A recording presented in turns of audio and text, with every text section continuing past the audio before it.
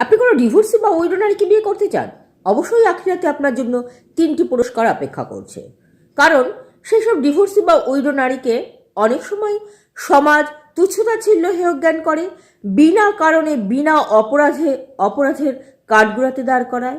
যে দোষ তার ছিলই না, যে অপরাধ সে করেইনি, তার জন্য অনেক সময় তাকে পরিবার শাস্তি দেয়। অনেক ছোট অপরাধের অনেক বড় শাস্তি হয়ে যায়। পরিবার কখনোই তার ভবিষ্যৎ নিয়ে চিন্তাভাবনা করে না, সমাজ তাকে মেনে নেয় না, কোনো ভালো বা আনন্দে থাকুক সেটা চায় না তার কাছের লোকজন। কারণ দ্বিতীয়বার বিয়ের মতো পবিত্র বন্ধনে আবদ্ধ হয়ে সে যদি তার ভবিষ্যৎ সিকিওর করার কথা ভাবে, তখন পরিবারের লোকজন বেঁকে বসে, তার পাশ থেকে সরে যায়, তাকে নিয়ে নানা রকম কুৎসা রটায়। তাই যে যুবকটি তাকে বিয়ের মতো পবিত্র বন্ধনে আবদ্ধ করতে আগ্রহী, তার বাচ্চাটির পিতৃপরিচয় দিতে বা অনাথের সহায় হতে, অবলম্বন হতে এগিয়ে আসতে চাইছে, সে অবশ্যই অনেক বড় মাপের মানুষ, অনেক সহৃদয় ব্যক্তি।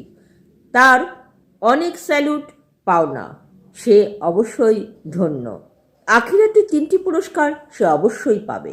এখন বলবো সেই 3টি পুরস্কার কি কি। কোনো ডিভোর্সি বা উইডো নারীকে বিয়ে করার জন্য আপনার ভবিষ্যৎ এত সুন্দর হলো, আপনি এমন মেন্টাল স্যাটিসফ্যাকশন পেলেন যেটা আপনি পয়সা দিয়েও কোনোদিন কিনতে পারবেন না।